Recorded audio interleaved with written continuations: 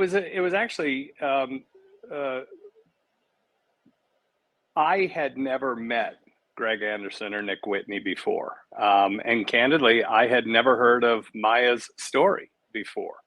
And I was having dinner with a very dear friend of mine and his wife. The four of us were out for dinner, and he started telling me about this case that his friend and outside counsel for his company was tackling, and how it had been grinding on for 5 years at that point.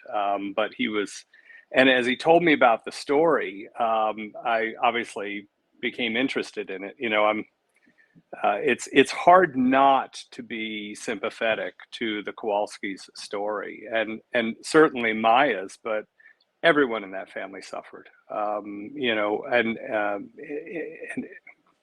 we'll talk more about that later. But so as the dinner was winding up, I asked him, send me some information, and overnight he emailed me the New Yorker magazine and USA Today articles about it. And when I read them in the morning, I replied back to him with an email, tell me how I can help.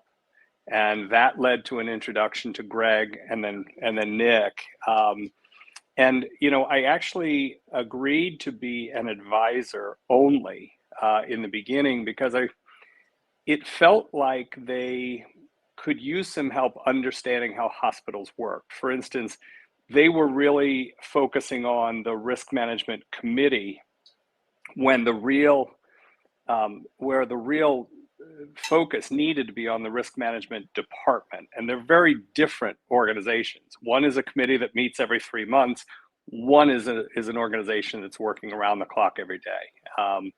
And so there were opportunities for me to help them better understand the kind of hidden world of how hospitals work.